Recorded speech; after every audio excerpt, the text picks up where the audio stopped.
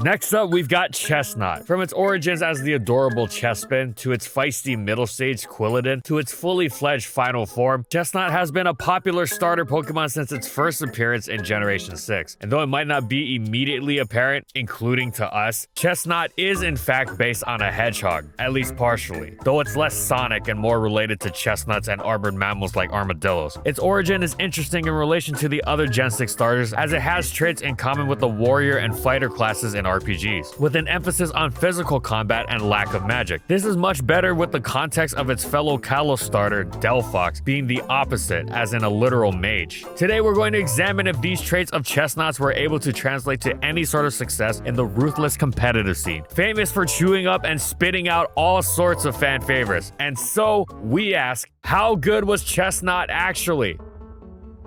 Also, protect yourself on the internet like how Chestnut protects with Spiky Shield, because this video is sponsored by Surfshark VPN. Surfshark is an app and browser extension that allows you to place your computer or phone virtually in any country as if you're actually there. Surfshark has 3,200 plus servers in over 65 countries. And by using Surfshark to connect to servers in other countries, you can get access to content that is normally region locked. For example, if you want to watch Naruto Shippuden, American Netflix doesn't have the series for some reason, but all you have to do is change your IP to Canada, and you now have access to 10 seasons of Naruto Shippuden on Canadian Netflix. And of course, being a VPN, Surfshark encrypts your data so that no one can access it while you're online, and your privacy is secured. And you can use one account on multiple devices. I personally have Surfshark on my phone, my tablet, and both of my PCs. So if you want a sick VPN and also support the channel to help us produce more content, you can use my promo code FALSESWIPE or click the link in the description below and get Surfshark VPN for 83% off and 3 extra months for free.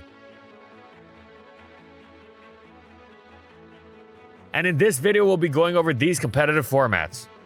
Chestnut was looked at with mild interest by OU players upon the release of X and Y. Neither its offensive nor defensive profiles were particularly outstanding, but it did have some intriguing qualities between the resist its typing offered in conjunction with great physical bulk, the capability to hit back well in return, between good attack and stabs, and a solid utility move pool. Chestnut had spikes, but this wasn't impressive in and of itself like it usually would be, seeing as the move as a whole was overlooked early in XY. Many were less too keen to use them even on Pokemon like Ferrothorn and Skarmory in the wake of the newly buffed Defog. However, Chestnut also had several other great tools. Having either of Leech Seed and Taunt would have been useful, but having them together was particularly promising for shutting down recovery attempts and ensuring the damage stuck. It also could phase with Roar, stay healthy with Synthesis, and even had its own unique spin on Protect and Spiky Shield, which was effectively Protect, but also punish the opponent with chip damage if they use a contact move like U-Turn on the turn of its use. With all this passive damage, Chestnut seemed ripe for some sort of position in the metagame, especially as it could run Rocky Helmet to incur even more of it when switching into those physical attackers it answered like Bisharp, Excadrill, and Scarflander Asterion. Plus, unlike many other Pokemon whose role rests upon them dishing out passive damage, Chestnut wasn't offensively inept. Finally, Chestnut's bulletproof ability also blessed it with a valuable immunity to Shadow Ball, helping it play around the terrifying Aegislash. Indeed, Chestnut did see some use early in X and Y OU for the aforementioned defensive reasons, and later in the metagame's development when players had realized that spikes were good even with Defog around. Chestnut saw some use there as well. However, for the most part, Chestnut was incredibly niche. Grass-type competition was plentiful. The most obvious competitor was its fellow spiker Ferrothorn, but Amoonguss and Mega Venusaur also had outstanding defensive use, whereas Breloom was far more effective offensively. As a result, it was quite rare that Chestnut would be the best fit on a team, and its usage in accordance with this limited niche was fittingly low. It dropped to UU. Despite the lower power level in X and Y UU, Chestnut struggled to keep up there as well. It wasn't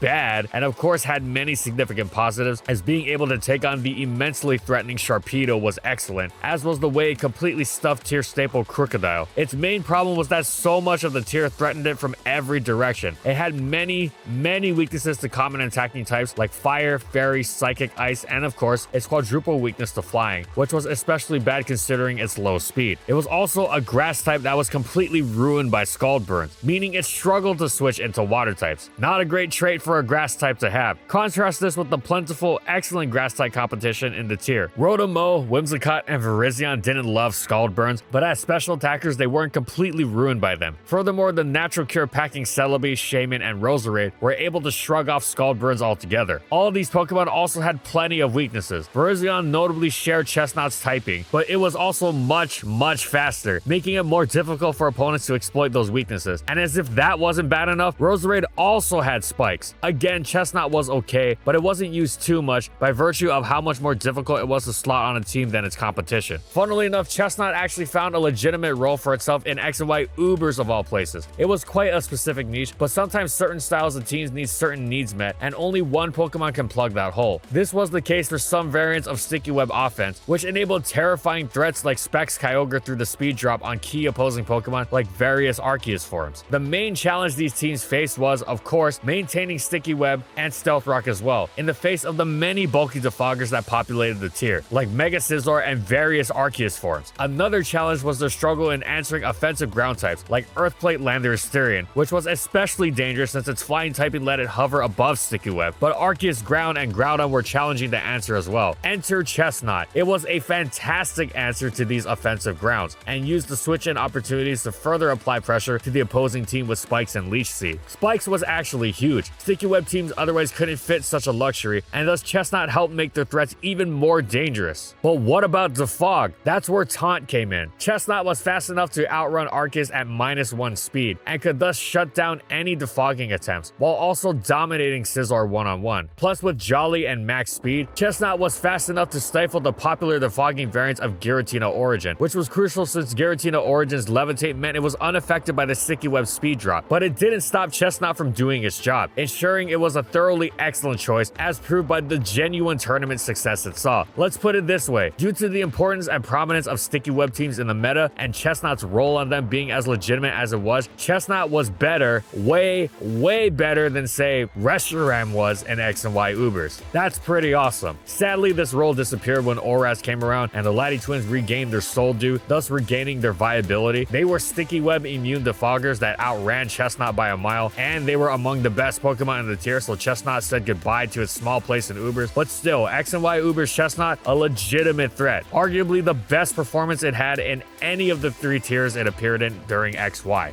Sadly, though UU changed greatly in ORAS, the overall dynamic that undercut Chestnut's potential viability in X and Y remained. There was an abundance of Scald spamming water types and a dearth of Scald switches. To run a bulky grass type that was so mortally terrified of the move wasn't unplayable, but certainly a lot less flexible than its competition, which remained both excellent with better matchups against the metagame at large. To be a grass type spiker in a tier with Roserade was already bad news, to say nothing of having to contend with the greater utility of Rotom-Mow, Celebi, Virizion, Whimsicott, and even the newcomer Mega Sceptile. Chestnut still maintained some niche, of course. Most notably, it was particularly excellent and far better than the other grasses against the monstrously threatening Mega Swampert and Mega Sharpedo, while its excellence against Krookodile was even more valuable given the Croc's greater presence in the metagame. Chestnut was a fine in-game performer too, capable of dishing out solid damage in some form against much of the metagame. It was just the way that it constrained the team builder that prevented its wider usage. Chestnut was more or less completely ignored in OU throughout almost all of ORAS, while extremely gimmicky substitute Belly Jump Slack Berry sets aside, which were not actually used in anything halfway serious because they weren't good, but an actual niche was eventually discovered for it. The bulky set that had briefly seen use in X and Y was worth even less now, not able to wall enough of the metagame to justify its use, and this inability to wall that much meant it wasn't going to be able to make most of its passive damage capabilities. But with an offensive set, it can make the most of its naturally defensive utility, which was sufficient against Pokemon like Bisharp and actually do something to the opponent, thus making it a great defensive offensive Pokemon for offensive teams. Its grass stab was invaluable for staving off the eternally obnoxious Rotom Wash. Stab superpower was great for chasing out and thus gaining a key early game hazard advantage over Ferrothorn, and it was a spiker that destroyed the most common spinners in the tier, Excadrill and Starmie. With offensive investment and Stone Edge, Chestnut wasn't just good in its naturally good matchups either. It could turn the tables on would-be switches that take on its stabs, most notably packing the power to really put a charge into Tornadus Therian and Zapdos, but with the rock coverage to ruin Talonflame, Volcarona, and Mega Charizard Y as well. Chestnut's ORAS OU niche, though specific, was legitimate and valuable for certain offensive teams, thus providing a solid send-off to its debut generation.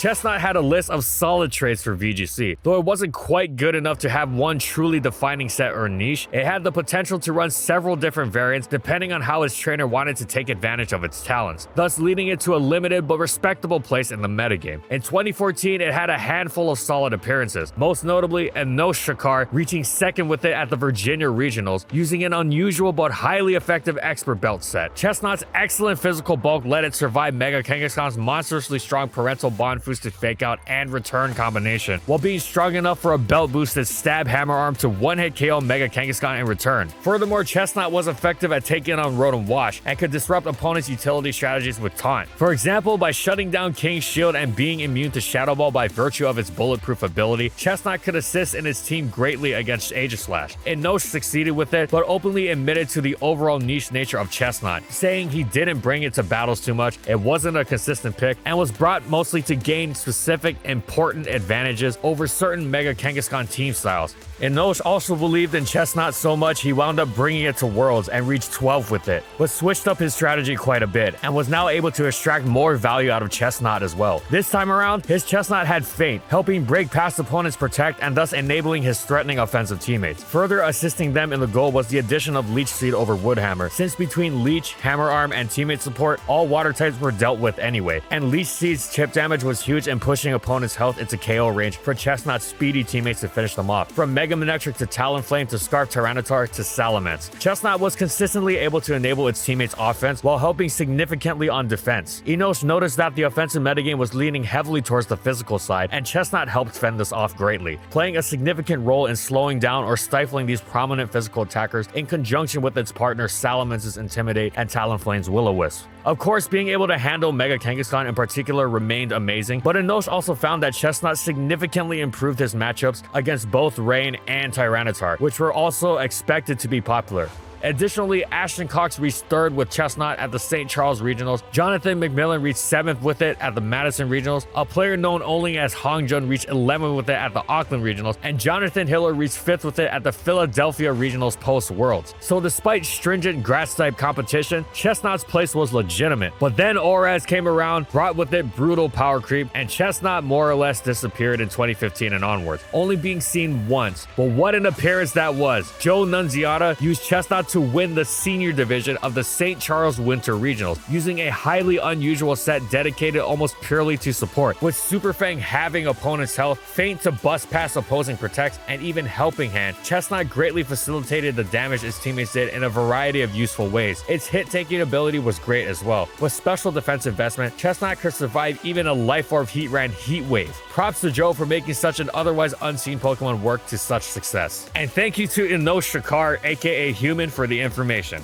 Chestnut dropped to RU in Generation 7. It fit perfectly into the tier's lower power level and took up the mantle as one of the most reliable choices to stave off several major physical attackers, most notably completely dominating the otherwise monstrous Rhyperior. Its spike support was also excellent and a major pillar of support for the offensive teammates Chestnut tended to act as a backbone for, like Sharpedo and Durant. Pokemon Chestnut tended to check when they were on the other side actually, and thanks to Leech Seed, it was able to keep itself healthy while also chipping the opponent into range for its teammates. Chestnut was no passive wall either. Even without an investment, it hit plenty hard, with Woodhammer notably destroying Espeon and preventing any of its attempts at blocking spikes or Leech Seed with Magic Bounce. Furthermore, Chestnut could easily run speed EVs and become incredibly irritating not just for offensive Pokemon, but for defensive ones as well, stifling any defog or healing attempts from Gligar in particular, and thus really hammering home the impact of its spikes and Leech Seed, letting it break down bulky teams efficiently and leaving easy pickings for its teammates and its its wake. It could potentially even run enough speed to expand its defensive reach, as funny as that sounds, as with enough investment it could outrun the incredibly dangerous Pangoro, and it was so physically bulky, it's not like it absolutely required tons of investment there either. Whether it was running max defense or varying amounts of speed, Chesnaught was an RU staple, a major part of the tier's foundation, both providing key elements of defense while generating various types of offense in return, which is an incredibly valuable trait for any defensive poke. Its physical walling was so key, it didn't even matter that Roserade was in the tier. Chesnaught's unique talents being needed meant it wasn't outclassed by it. In this new metagame, it wasn't competing for its team slot, and thus they could peacefully coexist. Chesnaught was living the dream. And then its talents wound up being its downfall. Well, that might be a tad overdramatic, but it started when Yuyu was attacked by the incredibly broken Bisharp. In response, the player base called upon Chesnaught to stuff Bisharp in its tracks, and it performed the task wonderfully while also providing valuable spike support to fuel its own teammates further. It didn't just answer Bisharp either. It was also absolutely excellent against Zeraora, which had also recently joined the tier and began terrorizing it. By completely repeatedly shutting down these two threats and turning them into Spike's fodder, Chesnaught exploded not just in viability, but in popularity as well, and quickly found itself rising out of RU and becoming UU proper. So what's the issue? Well, eventually Bisharp was banned for the profoundly unhealthy effect it had on the tier, so the main Pokemon Chesnaught was tasked with handling was no longer around, and Zeraora started plummeting in viability as well. As such, Chesnaught went from having among the tier's most valued defensive presence to having nearly no defensive presence at all, at least not any that merited its use over the other excellent grass types or physical walls in the tier. And since this was true, not even Spikes could save it anymore, as it was once again back to being outclassed by Roserade. Chesnaught did have the advantage of taking on Crawdon, but Crawdon wasn't a big enough deal to justify this niche when the grasses were so much better against just about everything else. Well, no biggie, it could just go back to being amazing in RU, right? Sadly, no. Chesnaught kept being used just enough in UU to remain in the tier, despite not having much, if any, merit in high-level tournament play, and thus was unable to return to the tier it had established itself in. It was a sad way for Chesnaught to end the generation, almost unviable in UU, unable to return to RU after being such an excellent part of it for so long. Fortunately, there are worse things than suffering from success. After all, Chesnaught shot up to UU because it was so excellent in taking on one of the most broken Pokemon in the tier. So we'll call it a bittersweet end to a solid generation. And that's it. So how good was Chesnaught actually? Well, it's only been around for 2 generations thus far, getting the Dexit treatment in both Gen 8 and, at the time of this video, Gen 9. However, in Gen 6 and 7, it was quite an interesting Pokemon, with a smattering of different appearances. The crux of its viability came from its access to spikes, as well as great physical bulk alongside solid typing. However, it had a surprising amount of diversity to its game when it slotted in speed EVs, especially alongside Taunt, which was so good it let it find a niche even in X and Y Ubers, uniquely anchoring sticky web teams. So overall, Chesnaught has been a solid Pokemon with a toolkit perfectly built for the lower tiers, and is surely to continuously find success when we see it again. Thanks for watching, everyone, and as always, if you liked the video and you want to see more, be sure to subscribe to False Swipe Gaming for more weekly Pokemon content. And in the comments, I want to know, what do you think about competitive Chesnaught? What would you give it if it comes back to Gen 9? Whatever it is, let me know in the comments. Also, thank you so much to our patrons for continued support of our videos, and thank you to everyone else watching as well.